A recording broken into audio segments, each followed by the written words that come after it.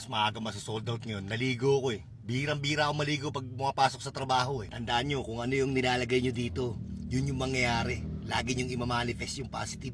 Salam, alhayin, day arbaa. Talenta shuf, kulus shukul hena, Sembo Bazar. Dumaan muna ako sa mga supplier para sa mga tab.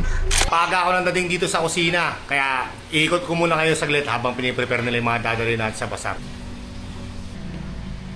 Baka si Eric yan. Bago dumating sa bazar, mahaba at marami pa ang preparasyon. Kaya saludo kami sa mga nasa kusina naming mga pinsan. Hindi namin to kakayanin kung wala kayo. Nung araw na to, ramdam talaga namin na mahina. Kasi ang konti ng tao talagang walang bumibili. Sabi namin, ganun talaga. May araw na matumal, may araw na malakas. Pero hindi kami naglikpit, hindi kami umuwi, hindi kami nawalan ng pag-asa, hindi kami napanghinaan ng loob. Naghihintay kami at nagtiyaga. Yung akala mo matumal yung gabi. Pero biglang nagdagsaan yung mga tao, hindi na kami nakahawak ng camera. Sorry naman. Pero ito na lang tinitin namin ngayong oras na to.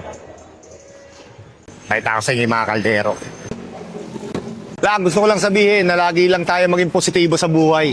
Para sa gitna ng laban, kala mo parang ang hirap-hirap. At parang kala mo mahina. Pero di mo alam na pag pinagtsagaan mo pa ng konti, tsaka mo lang pala pagtatagumpayan. Muli, ako sa dyan na lagi nagsasabi, iba pa rin sa Pinas Cup. Dito na lang tayo. Kaya.